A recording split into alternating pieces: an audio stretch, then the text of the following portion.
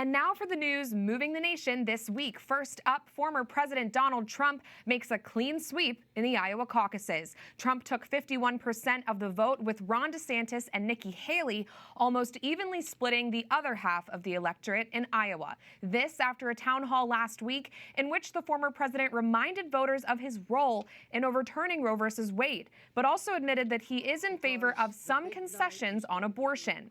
Ron DeSantis has recently spoken in favor of a limit on abortion at 6 weeks, when a child's heartbeat can be detected in utero. Nikki Haley has said, quote, "This is a personal decision for every woman and every man." And Vivek Ramaswamy, who also professed pro-life views centered on, quote, sexual responsibility for men, dropped out of the race for president this week. And on Capitol Hill, a slew of bills aimed at protecting life were introduced this week. Senator Marsha Blackburn of Tennessee rolled out the Woman's Right to Know Act, which would require abortionists to alert women to the severe risks of abortion before ending the lives of their unborn children. A bill introduced by Congresswoman Michelle Fischbach and Claudia Tenney would ensure that the Department of Health and Human Services can allocate certain monies to fund pregnancy resource centers. Another bill, the Pregnant Students' Rights Act, would connect college students facing an unplanned pregnancy with the people and resources they need to choose life. And finally, Republican Congresswoman Anna Paulina Luna is rolling out a bill that would change the guidelines for new mothers serving in Congress to allow them to vote by proxy when they are away from D.C. on maternity leave. This bucks the majority of her party's strong stance against proxy voting when members aren't able to make it to D.C. for votes.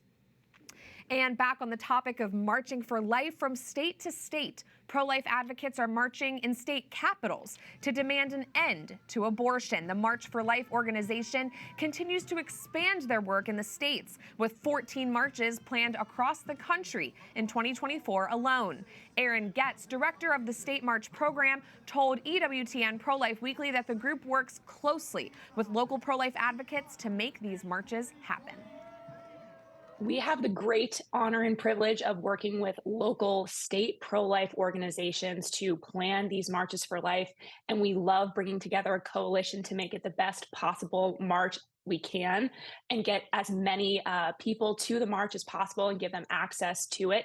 So we're working with pro-life advocacy groups. We're working with churches and schools and pregnancy resource centers, all of these organizations that have interest in the pro-life movement.